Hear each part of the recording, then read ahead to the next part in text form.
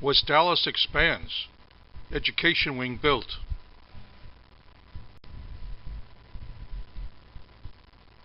West Allis's population increased only slightly from 1930 to 1945 due to the Great Depression and then World War II. It started really growing again in 1946 and zoomed upward as shown in the light green during the 1950s.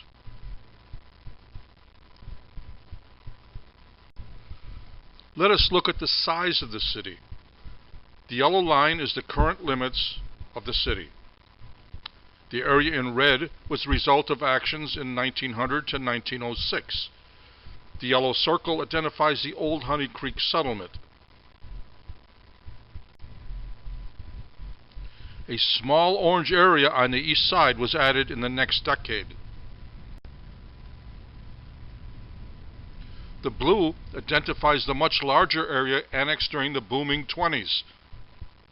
Nothing was added during the depressed 30s. Pink identifies the late 1940 annexations, when there were almost no empty lots in the then existing city.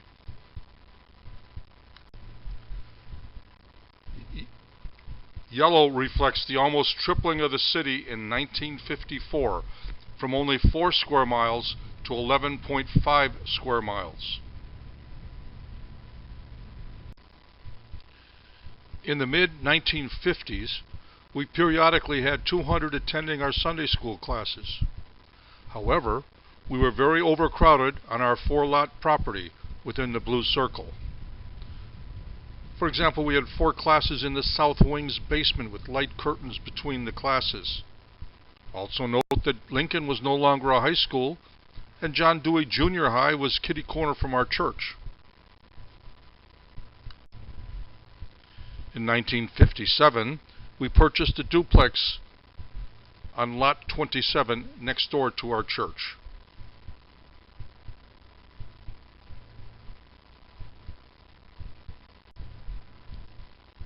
We initially conducted some classes there.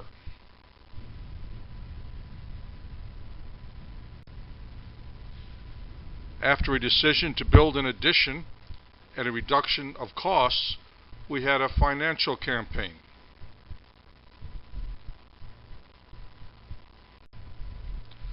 The home was sold, moved, and in the spring of 1959, Dr. Henry Strong, our oldest member, and a direct link to our church's early days, broke ground for our education wing.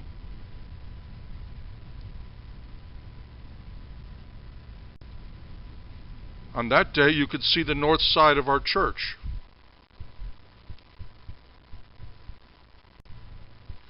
The education wing was dedicated in early 1960.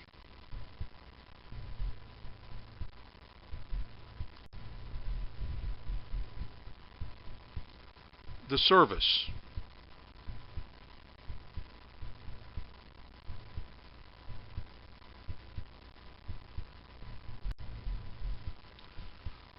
We now had ample classroom space, a chapel, and a game room for our youth. The mortgage was satisfied in 1973.